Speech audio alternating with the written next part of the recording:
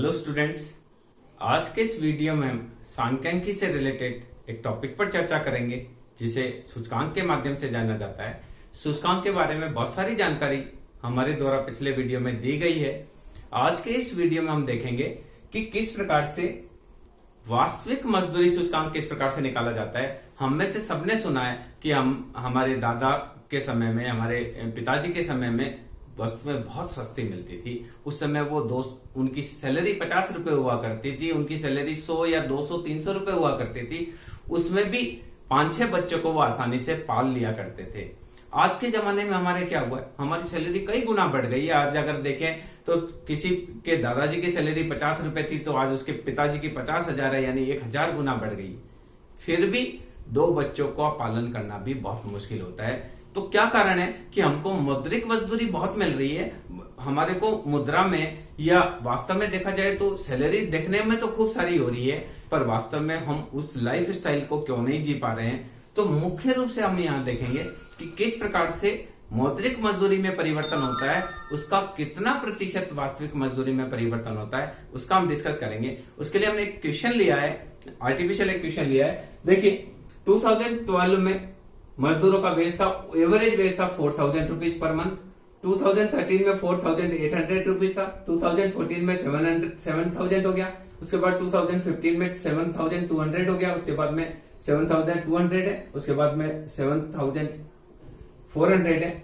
उसी दौरान जो इंडेक्स नंबर चेंज हुआ वो इंडेक्स नंबर 100 से 160 हो गया, उसके बाद 280 हो गया, 290 हो गया, 300 हो गया, 320 हो गया, 330 हो गया।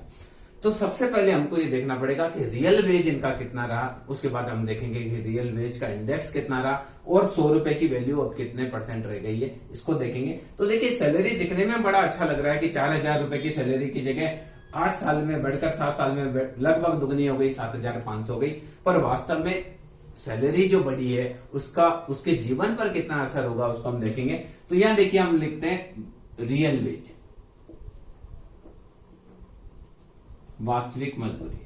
तो देखिए वास्तविक मजदूरी निकालने के लिए हम क्या करेंगे, 4000 डिवाइडेड बाय 100 मल्टीप्लाई बाय 100। तो पहले की वास्तविक मजदूरी 4000, दूसरे में 4800 डिवाइडेड 160 मल्टीप्लाई बाय 100, 3000 ही रह गई रियल वेज। थर्ड देखेंगे 7000 डिवाइडेड बाय 280 मल्टीप्लाई बाय 100। तो देखिए 7000 डिवाइडेड बाय 280, तो ये रियल वेज देगा 2800। देखिए मौद्रिक मजदूरी बदल रही, मौद्रिक मजदूरी बढ़ रही, पर रियल वेज कम हो रहा है। 7200 डिवाइडेड 290। देखिए ये फर्स्ट वाला है, ये सेकंड वाला है, थोड़ा सा हमारी जगह की प्रॉब्लम है तो हमने इसको एडजस्ट कर देना है। मल्टीप्लाई बाय 100, तो यहां रियल वेज आएगा 7200 divided by 290, that is real veg आएगा आपका 2482 रुपए इसके अंदर आ रहा है। 2482.7। इसके बाद देखिए 7200 डिवाइडेड बाय 300 मल्टीप्लाई बाय 100, ये 2400 रुपए। इसके बाद ये देखिए 7400 डिवाइडेड 320 मल्टीप्लाई बाय 100,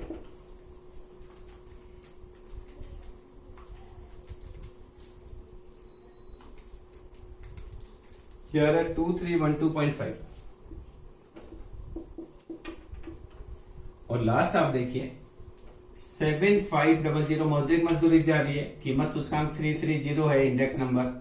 तो रियल वेज इसका क्या होता है, तो 7500 डिवाइडेड बाय 330 मल्टीप्लाई बाय 100, तो ये आपका आएगा 2272.7।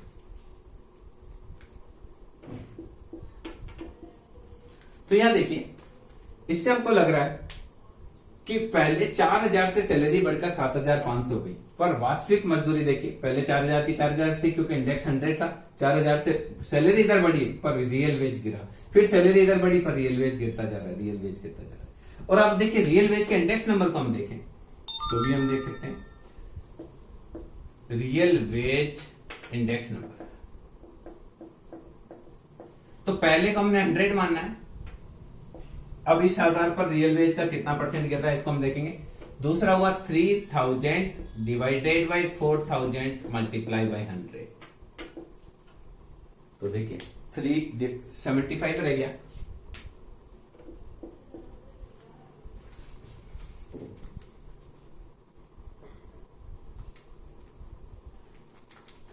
डिवाइडेड बाई 4 कर देते हैं 75। देखिए 2 जीरो से 2 जीरो कट गया, 1 जीरो से 1 zero.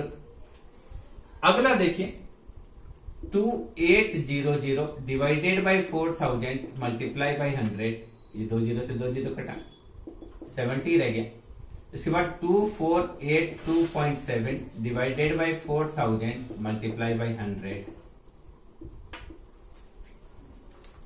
2482.7 divided by 40 that is 62 के आसपास रह गया। 2400 divided by 4000 multiply by 100 that is 60। 2312.5 divided by 4000 multiply by 100 that is 2312.5 divided by 40 that is 57.8। और लास्ट हम देखें 2272.7 डिवाइडेड बाई 4000 मल्टीप्लाई बाई 100। ये 2 जीरो से 2 जीरो कट गए तो आया 2272.7 डिवाइडेड बाई 40 दैट इज 56.8। तो यहां देखिए सैलरी बढ़ी है 4000 से लेकर 7500 तक सैलरी बढ़ी है, पर रियल वेज लगातार गिरता जा रहा है। जैसा कि मैं आपको बता रहा था कि हम लोग कहते हैं कि हमारे दादाजी की 50 रुपए की सैलरी से भी बहुत अच्छा हम खाते पीते थे, पर आज अगर हमारे पापा की सैलरी 50,000 भी हो गई है तो वो जीवन स्तर हम नहीं रख पा रहे हैं, जैसा कि पिताजी हमको बताते हैं कि दादाजी ऐसा हमको रखते थे। तो उसका मुख्य कारण है कि हमारा मॉनेटरी वेज बढ़ रहा है, मुद्रा में मजदूरी हमको ज्यादा मिल रही है। किसी को 1 लाख सैलरी मिल रही है, किसी को 1.5 लाख सैलरी मिल रही है, किसी की 2 लाख की भी सैलरी है, पर उस सैलरी की वैल्यू रियल वैल्यू क्यों गिरती जा रही है? क्योंकि हमारा कीमत सूचकांक बड़ी तेजी से बढ़ रहा है। खाद्य वस्तुओं की कीमतें हैं, पेट्रोल की कीमतें हैं, अन्य जो रियल एस्टेट की कीमतें हैं, कार और अदर चीजों की कीमतें वो बड़ी तेजी से बढ़ रही है। दूसरा, सरकार हमारे से टैक्स भी बहुत ज्यादा ले रही है। तो रियल वेज अगर हम उसको सैलरी में से हम टैक्स को घटाकर बाकी का कैलकुलेशन करें, क्योंकि हमारे दादाजी की सैलरी पर टैक्स नहीं लगता था, हमारे पिताजी की सैलरी पर हो सकता है उतना टैक्स लगता है जितना दादाजी नहीं दिया करते। तो रियलिटी स्थिति ये हो रही है कि वास्तविक मजदूरी हमारी बहुत कम है। अगर हम यूं देखें तो 100 रुपए के हिसाब से अगर हम देखें तो 2012 में हमारे 100 रुपीज थी, तो 100 डिवाइडेड बाई 330 मल्टीप्लाई बाई, तो देखिए कितना परसेंट हमारी सैलरी रह गई है। अगर हम इसको कैलकुलेट करें मॉनेटरी सैलरी के हिसाब से तो 1 डिवाइडेड बाई 300, तो यहां देखिए 33.3% की सैलरी रह गई है। 2012 से अगर रियल वेज की बात करें, 2012 से जो सैलरी है वो 33% ही रह गई है। इस प्रकार से रियल वेज सूचकांकों को निकाला जाता है। उसके लिए क्या करते हैं, सैलरी के फिगर्स लेकर जो कीमत थोक मूल्य सूचकांक है उससे उसको विभाजित कर निकाला जा सकता है। देखा जाए तो हमारे यहाँ रिटेल जो है वो सूचकांक होने चाहिए, पर हमारे यहाँ जो वो है रिटेल मूल्य सूचकांकों का गणना नहीं की जाती है। तो हमको थोक मूल्य सूचकांक की गणना के आधार पर ही सैलरी में जो सरकार के द्वारा वृद्धि की जाती है, वो सरकार के द्वारा वृद्धि इसलिए की जाती है कि सरकार चाहती है कि रियल वेज है लगभग वही बना रहे। पहले 4000 था तो वो 4000 ही रहे।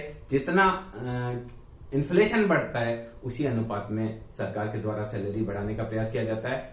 तो ये इसके माध्यम से हम समझ सकते हैं कि किस प्रकार से रियल वेज को निकाला जा सकता है। मैं समझता हूं आपको ये इससे समझ में आया होगा कि क्या प्रॉब्लम हो रही है कि पहले कुछ पैसों बहुत कम हमारी सैलरी हुआ करती थी, फिर भी हम अच्छा जीवन यापन करते थे। और आज की तारीख में हमारी सैलरी, पिताजी की सैलरी बहुत अच्छी है, उसके बावजूद भी हम वो लाइफ स्टाइल क्यों नहीं जी पा रहे? उसका कारण मैं समझता हूँ, इसमें थोड़ा सा मैं स्पष्ट करने का प्रयास कर रहा हूँ। आपको इससे समझ में आया होगा, ऐसा मैं समझता हूँ।